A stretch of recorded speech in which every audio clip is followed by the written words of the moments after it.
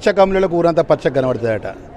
మాజీ మంత్రి కేటీఆర్కి ఏం కనబడుతుందంటే వాళ్ళు దోసుకోండి ఎవరు చేసిండ్రు, దాచుకుని ఎవరు నేర్పిండ్రు. తెలంగాణ భారతదేశ ప్రజలకు వాళ్ళు దానికి పెటెంట్, ఒక్కొక్కరికి ఒక పెటెంట్ ఉంటుంది. ఆ పెటెంట్ దాసుకో అన్నదానికి పెటెంట్ కేటీఆర్, టీఆర్ఎస్ పార్టీ. వాళ్ళు మమ్మల్ని అంటే ఏందండి నాకు అర్థం కాదు.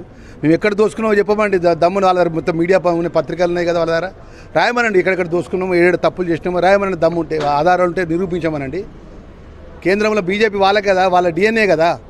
కేంద్ర దర్యాప్తుదారు ఏ మంత్రి తప్పు చేసిండు, ఏ శాఖల పొరపాటు జరుగుతుంది, ఏ మంత్రి ఎలాంటి పొరపాటు చేసిండు చెప్పమనండి దమ్ము ఉంటే.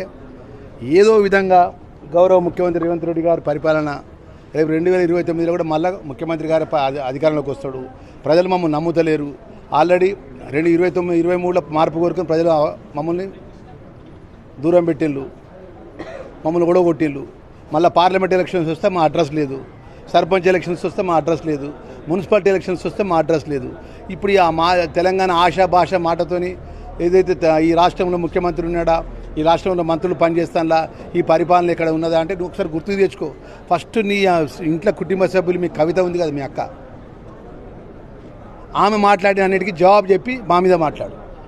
ఏమైనా మానం ఉంటే, ఏమాత్రం నీకు పౌరుషం ఉంటే, మీ కవిత సోదరిమని మాట్లాడిన కవిత సోదరిమని మాట్లాడకు జవాబు చెప్పి మా మీద మాట్లాడు.